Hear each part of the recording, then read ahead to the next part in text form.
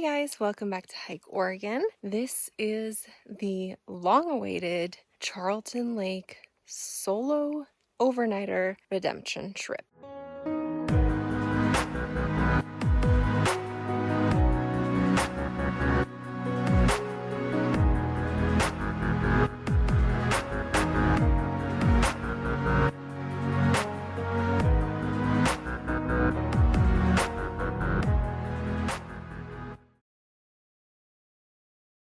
Well, if you've been following me since 2018, you know that in June of 2018, I attempted a solo overnight. Major fail. I'll link the video right here. It's hysterical to watch. It's one of my most watched videos, actually, and I have yet to have done a redemption trip. I've never since done a solo overnight. So this trip was supposed to be a two-nighter, but I'm making it a one-nighter because I think I can do the miles pretty easy. And I'm gonna head to Mink Lake. My friend canceled. I have to do this hike for work, so I thought, why not? In the Three Sisters Wilderness, the perfect place to do my solo overnight redemption trip.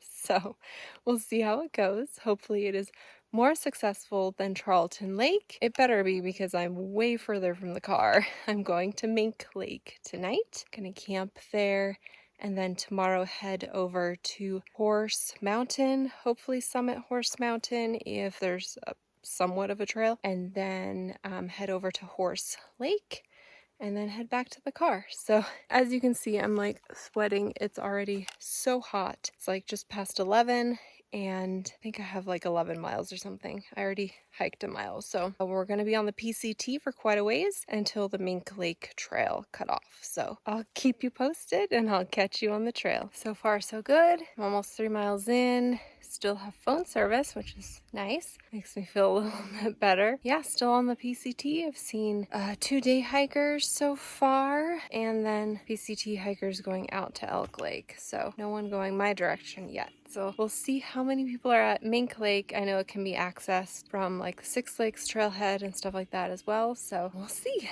Yeah. I think I'm gonna have lunch at one of the lakes here on the PCT just because it's lunchtime. 4.25 miles in. Gonna have lunch at Dumbbell Lake, which is about 2 miles from here. So I'm gonna scoot on up the trail and hit some lunch because I am hungry and it's already like 12:30. So I totally missed Dumbbell Lake. I looked at the camping, but then thought there was like a place to get down to the water and have lunch, and I totally passed it. So I went to Island Lake, had lunch there. There were some people there. I'm gonna go to Cliff Lake and then split off from there to go to Mink.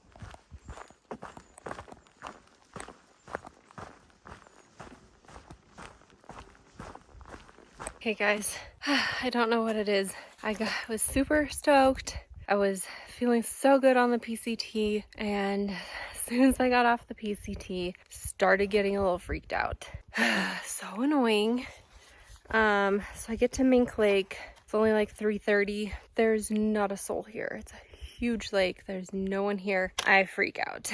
So I filtered water and I'm gonna keep walking because I don't want to be freaked out all afternoon. So maybe I can find another lake to camp at where I feel a little bit better. I don't know. It's all about the feeling. I don't know why I feel fine on the PCT, but as soon as I get off the PCT, I'm like freaking out. I annoy myself sometimes because this is what I'm trying to get over, but I just can't bring myself to set up my tent here. I just can't. So I'm going to keep walking. I have about 4 hours of daylight left. If I needed to, I could complete the whole loop and get back to my car and just sleep in my car. We'll see. I'll keep you updated. I am ridiculous.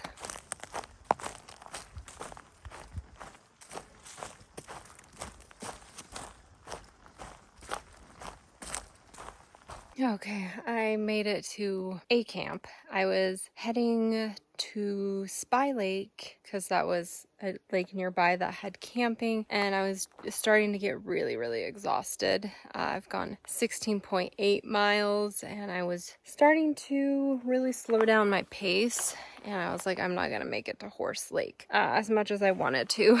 Spy Lake, I spied a tent, and I was so excited because my goal for this solo night redemption trip was to kind of do it cheating a little, in the sense that having other random people nearby. As you know, there was no one at Mink Lake, so that's why I left, because I was like, I can't do this. Plus the woods were creepy. I don't know. This is a much better feeling. It's a little more open. Anyway, so I get to Spy Lake. I was so elated because there's a huge camp, and then I go down there, and these two people were basically taking up the whole camp. I mean, there was a spot for a tent, but I would have been in their camp essentially, which I know is kind of rude, but it is 6 o'clock. So, and I went down there and I was like, hey, do you know if there's any other camping nearby? And it was very clear on her face she did not want me camping there. Because I kind of like looked over at the spot. I'm like, I've gone almost 17 miles. I'm really tired. I can't really hike much anymore. She did not offer the spot next to them or near them. She basically said there's some ponds down the way, which I found, and they weren't very far. So that is a good compromise for me. They aren't far from the people. Like if anything happened, I don't know, I could run down the trail. It's just a couple 100 feet down that way. So I like knowing that there are people nearby. Wow, my eyes are so bloodshot. And I found a flat spot. The ponds aren't like the greatest, but it'll be fine for filtering. I filter, so. Anyway, made it to camp. I'm dead. Okay, here's the little pond that I'm next to. I'm hoping I can get out on that log there and get some water. The trail is right here, as you can see. This is my first time, like, basically just like camping where there's no established campsite. I basically just found a flat spot in the trees. I didn't want to go any further away, obviously, from the water source, because then my next water source is not close, and also the people. I wanted to stay kind of near the people. I can't hear or see them, but I know they are very close by at Spy Lake, so that makes me just feel a little bit better. And I like these open trees. It's definitely more open than some of the other areas I was at earlier, so I feel good about this. I know I'll be freaked out tonight, but for now I'm gonna eat dinner and maybe film my Q&A while it is still light out, and then I'm gonna crash out because I am beat. I'm eating Stowaway Gourmet Shrimp Jambalaya, one of my favorites from Stowaway. Should be done. Look at that shrimp. Oh, so many great veggies in here. Birds are singing, chirping. It's beautiful. There's my tent.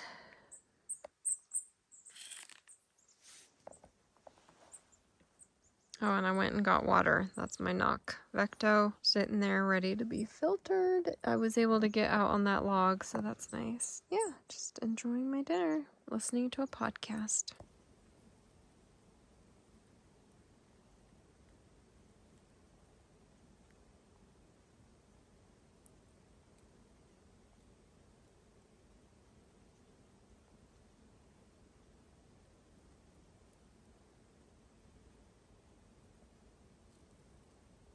Okay, guys, I'm in my tent for the night. Starting to get a little freaked out. It's about to get dark. I watched the sunset, which was beautiful, but now it's gonna get dark quick. I'm just distracting myself with some podcasts. That's the only way I'm gonna get through this. I don't know why I'm such a chicken, seriously, but I will be so happy when it's like 5:15 a.m. and the light is starting to come up, and I'm gonna be like, yay, I did it. Oh God, I am such a baby, and I fully admit it, but I figured I'd do this one time. I'll probably never do it again, and that's totally fine by me. Well, I did it. I made it through the night. I'm having my coffee. CS Instant Coffee, for those of you who are new here and haven't heard me talk about CS Instant Coffee. It is the best coffee on the trail. Delicious. And then I have my oatmeal.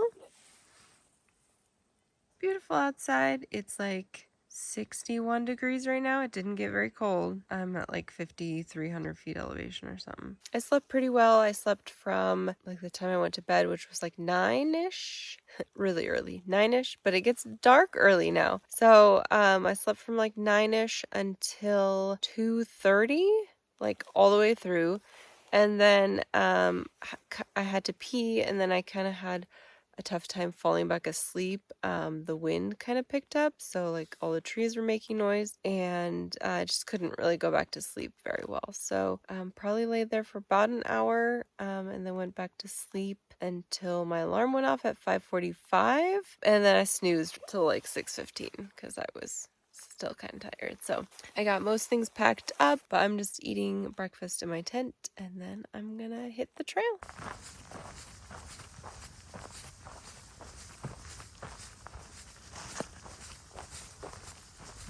I'm 3 miles into the day, and the mosquitoes have just been awful, so I had to apply mosquito lotion. It's the end of August. What in the world? They are horrendous like they are in July, which is crazy. There was no trail up Horse Mountain. I really wanted to summit Horse Mountain, and I was hoping for at least a faint user trail or something, because on Gaia it shows that there's a user trail. There was nothing. I looked twice all over, couldn't see anything. It's pretty easy terrain to get through, but again, you're going over and under logs and rocks and stuff, and I just don't love to do stuff off the beaten path or off the trail if I'm by myself. So I decided not to do that. Maybe some other time. Now I'm on my way to Horse Lake.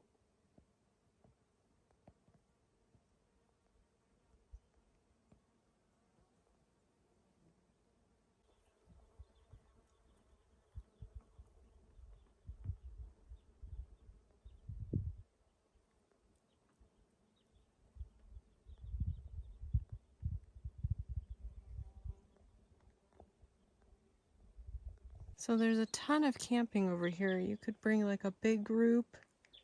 Then there's these rocks that you can use to get out in the water. It's not super deep, but swimmable. And then you have this gorgeous view of South Sister. Oh, it's so stunning. And then this peninsula goes all the way out there, and then that's Mount Bachelor right there. What a stunning lake. This would be very, very worth coming to and camping at. There's just a small user trail around the lake off the main trail. It's super gorgeous. I wish I could have camped here, but I just didn't make it yesterday. It was already a long day. Look at that view. Stunning. This stuff is so annoying to walk in. In some spots it's, inches deep. It's like walking at the coast. Absolutely horrendous. I'm almost done though. I am so hot. It is. I don't know, it feels like it's 90 something, but I'm sure it's not. It just feels that way. Guys, I did it. 27.4 miles. It was great. I'm glad I did it, but I don't ever have to do that again. That's just my opinion. I don't love solo camping. I don't love solo hiking, but whatever. I did it. I feel accomplished. My Charlton Lake redemption trip was a success. Thank you so much for watching this video, and I will catch you on the next adventure.